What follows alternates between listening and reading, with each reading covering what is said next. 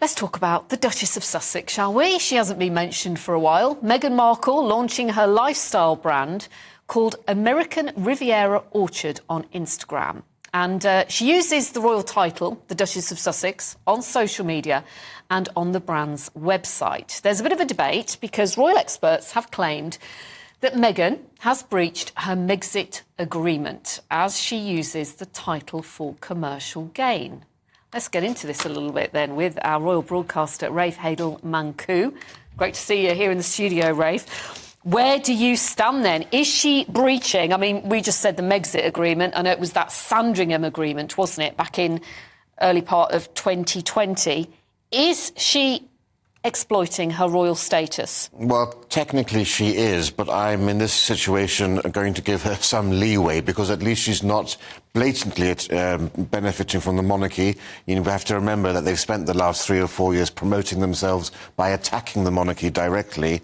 And here, essentially, she is doing something which I think is more positive because it's essentially the opening of a new chapter in her life. And I think it's something which is something she loves and understands. And I would just hope that this is the beginning of a positive new chapter where she immerses herself in something that she loves and looks forward rather than backwards, and hopefully takes on so much responsibility doing this that she doesn't have time to actually deal with royal feuds or indeed lecture us about microaggressions and intersectionality and systemic racism either. Well, you say lecture. Some people would say she likes to talk about it and engage with people about it. She is doing it. It's all relates to what she did before, isn't it? She had the TIG website that she then took down. Now that had, I think, 3 million plus followers. This one already in 2 days, she's already got nearly 500,000 followers. Did it jar with you at all? And I'm not saying it's in breach of anything, but did it jar with you at all when you look on that Instagram site and it says, by Meghan, Duchess of Sussex? That's right. And it also has something quite close to a royal cipher as the logo. It's American Riviera Orchard is the name, an odd name, but it's a nod to Santa Barbara, which is where she and Prince Harry live, and that's often called the American Riviera. So even though it doesn't trip off the tongue terribly well, that's the reason for it. And the A and the R and the O do look rather like a royal cipher. So yes, you can have some criticisms there, as you can with their main website, for example, which is very much a royal website. You know, I think part of the plan here, actually, with their main website, is to sort of brand themselves as America's royal family and try, at least from Prince Harry's perspective, to create in America a sort of mini court akin to the UK where they can essentially engage in similar sorts of charitable endeavours and so forth. So I think in terms of their wider programme, they have modelled themselves, I think, on the royal templates. But this in itself, I don't think is that much of an issue when it comes to those sorts of things. We have to say here, you know, yes, this TIG website worked very well for her. She wants to essentially join the ranks of Gwyneth Paltrow and Martha Stewart as one of these lifestyle goddesses. There's now also rumours that she's going to start filming very soon a cookery series, Netflix series. So roll over Nigella as well. But you know, she's always come across to many as an independent woman who fell in love with a prince. This is her business. She's not using taxpayers' money to fund it. So is it not a case of, do you know what? I might not buy anything off it, but good luck to you. You've got to make a living. That's why I'm not as concerned about this as some people are. And I think, actually, if this is something productive, which she's doing, she understands lifestyle, she loves it, and she does it very well. We know that. And if this distracts her and takes her away from more negative things that she's done in the past, I think that's only a positive thing. Was it negative when we look at the timing of it, though? So the evening of the Diana Legacy Awards, minutes before Prince William arrived for the awards, critics say it completely overshadowed that. Interestingly, it's also the 4-year anniversary. That's right. Of Megxit. she's a Nothing clever happens. woman. Do you think it was very calculated? It raises a lot of questions. Look, nothing happens by accident. These sorts of releases with the huge PR blitz that we saw happening was clearly orchestrated far in advance.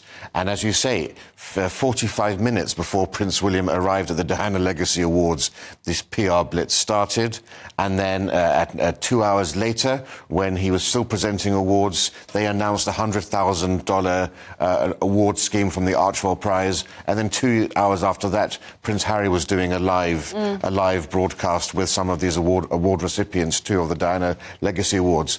Now, you would have to ask, why would Prince Harry want Meghan's brand to overshadow the Legacy Awards celebrating his mother? There's a big question about that. Is his feud with Prince William so strong that he actually thinks it's worth overshadowing one of his mother's great legacies? Or did Meghan not actually inform him of this? This is another question. Did the PR team not? So that one of these two things is going on, but either one of them, I think, is very sad at the end of the day. But does it have to overshadow it? Did it overshadow it? Because there's been enough talk about the awards and the fact that it shows how more estranged than ever William and Harry are. Is there not space for both of these things? There are 365 days in the year. We know from Harry and Meghan's tax returns that they work for 1 hour a week in terms of Archwell. There are plenty of occasions when this could have been done. To time this 45 minutes before Prince William's speech, I think, suggests that there was a deliberate attempt here to overshadow him, perhaps because Prince Harry resented not being there in person for these award schemes. He waited 2 hours before he had his own private session with the award recipients.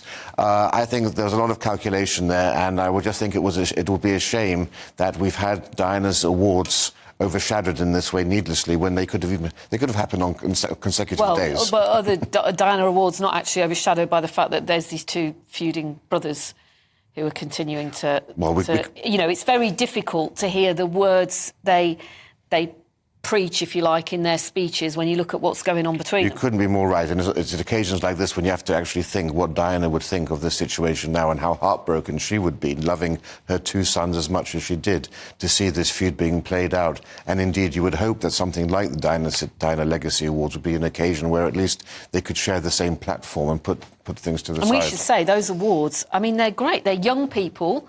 20 awards. People who inspire their communities. 20 awards given to future role models and leaders within their community, something really to celebrate. And I just think it's a shame that the launch of this, I think, perfectly valid new enterprise came on the same day as Prince William was presenting the awards on behalf of their mother. OK. Great to have your thoughts, Rafe, as always. Thanks for coming in.